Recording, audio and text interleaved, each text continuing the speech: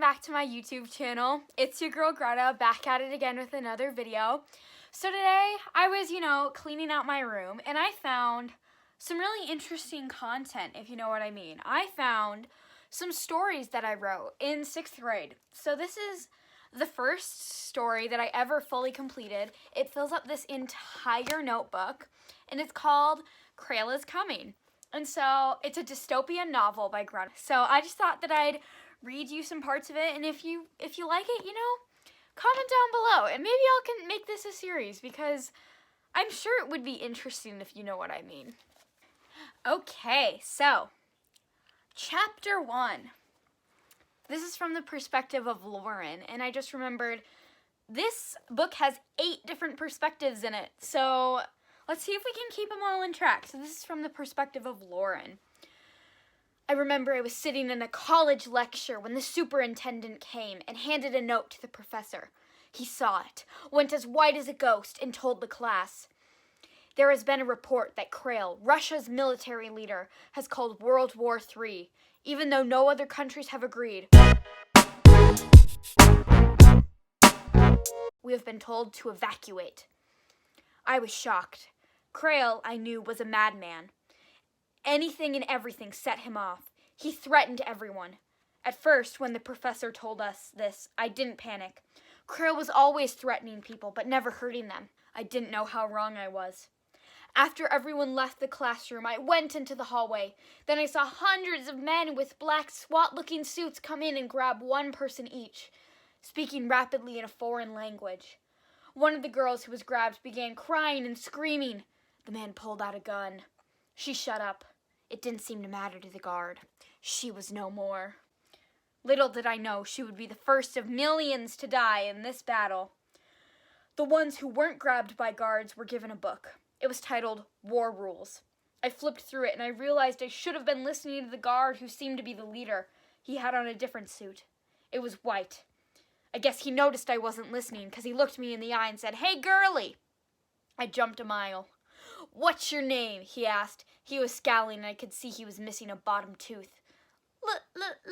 Lauren, I answered. It came out more like a question than a response. On he questioned. "Last name?"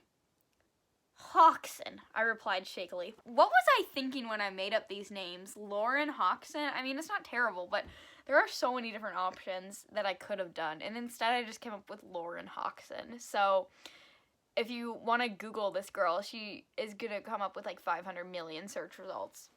As I said it, I saw his eyes light up like a fire.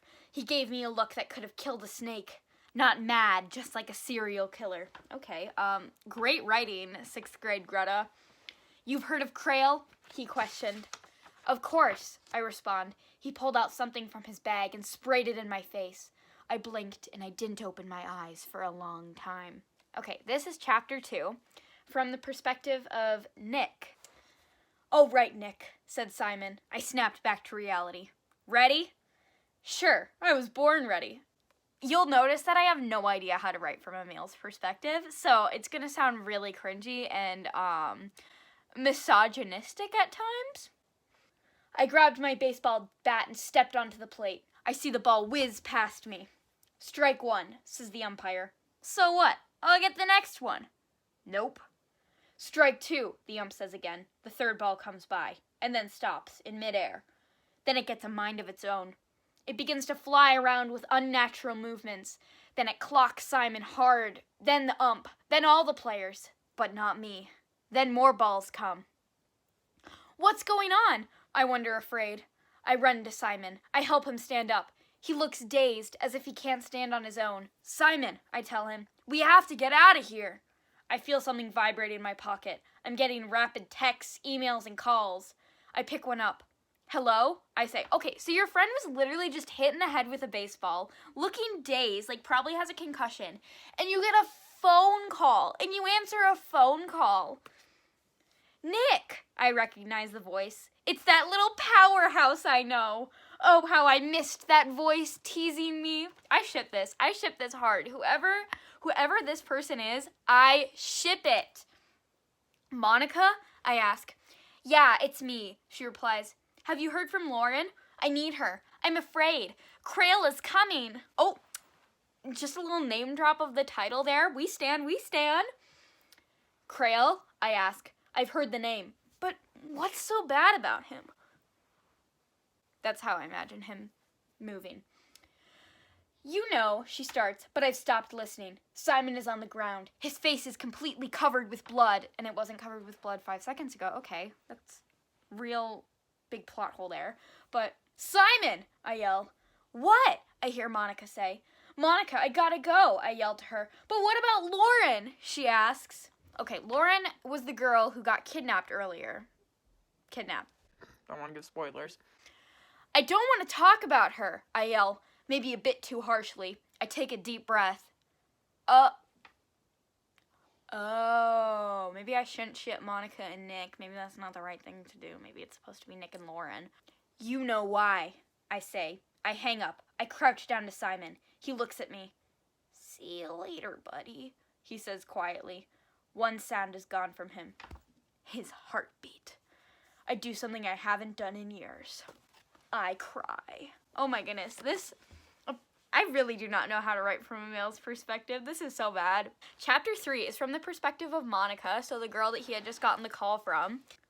Your call has been forwarded to an automatic, says a tinny voice in my phone.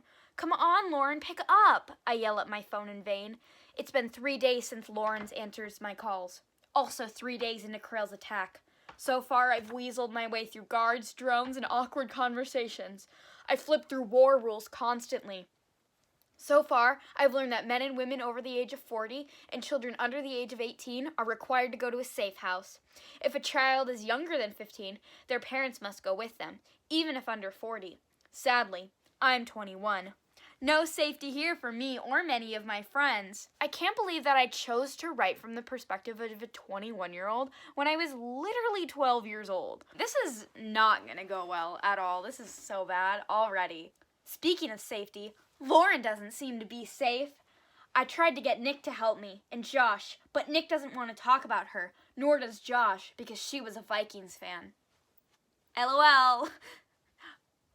Pop culture references.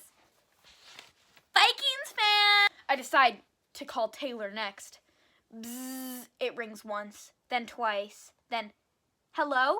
Says a familiar voice. It's smooth, with a soft Australian accent. Taylor? I ask. Monica! She squeals. How are you? Has Krail's army come for you yet? Oh my goodness! LOL! Same! JK lol! Yes, I reply, and I can't get a hold of Lauren. Unexpectedly, I begin to sob. I'm afraid, Taylor, I blubber. I'll try to get there as fast as I can, she replies. Don't panic. Oh, okay, I manage to say. Good old Taylor, always there for me. I'll bring a friend, too, she says, to, help. Also like Taylor to bring her boyfriend to help search for a girl he's never met. I guess I can't complain. I've brought Joss to plenty of things. Because she literally didn't even mention that it was a boy, much less her boyfriend, so that's great. Outside, I hear a loud crash like nails on a chalkboard. I look out my window. I see a black car with big letters that make the acronym CIC. I grab some binoculars. If I look closely at the letters, there's a few more to spell out the phrase that makes my heart stop. Just like Simon's heart! Just like Simon's heart! Krail is coming. I make one more observation. There's no driver.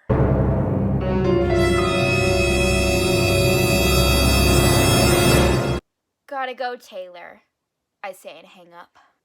Okay, I think I'll read one more chapter just because then we'll be halfway done with introducing the characters and we'll continue introducing the characters next time if you want that, Chapter 4, Josh. As I look in the mirror, I see the guy I want to see. Handsome, smoldering gaze. You are a handsome guy, I tell myself. Excuse me? Says a voice behind me. I glance up, startled. Oh, thank you, says the voice. I open my eyes from the cringe they were in. It's Brady, my roommate.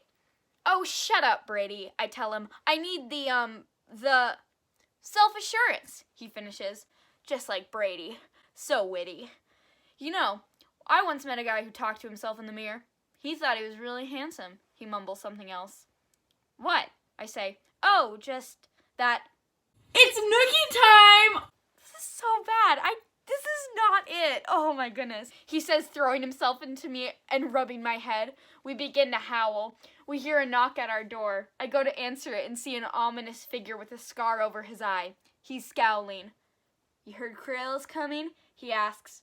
No, who's Crail? I ask, utterly confused. Okay, so the characters have like varying degrees of knowing Crail. I know who Queen Elizabeth is, and I don't live in England, and if like Crail is like the leader of Russia, why did like, apparently half the characters are stupid, but you know, it's probably just bad writing.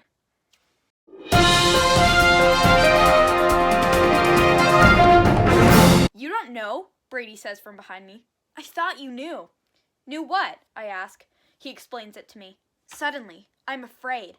I feel my face flush. I bet I look awful. Like a girl. I told you it was going to be misogynistic. But I don't care. My safety and Brady's is more important. I turn back to the man. What news do you bring? I ask. That your friend Molly? No, Millie? No, that's not. Monica? Yeah, that's it. She requests your prisons. I read your mail. You order hip-hop girly too? I cringe. I'll go see her, I say. Why didn't Monica just call me? I know she did a few days ago about Lauren, but... No, it's too dangerous, says the man. Go in the morning. Why is this man so worried about me? At least he's being kind. The next morning at 8, I'm ready to go see Monica. I step out the door and my eyes go as wide as saucers as I back into the house. Cars are surrounding the house with little emblems on their hoods that say, Crail is coming. Then, as I look out my window, I see a man who looks different than the rest, in a white uniform instead of black. It's the man from the door. Okay, so we're going to stop on that little cliffhanger. Next time I post a video about this, we're going to be introducing Brady, Jacob, Taylor, and Christina. Those are going to be our final characters to introduce, and then we'll get into the thick of the story. But, you know, I think we're already there. So, thank you so much for watching. I'll see you next week, and if you like this video, be sure to drop a comment down below, and give me some predictions for what you think is going to happen next. It gets juicy later on. I just know that. Thank you so much!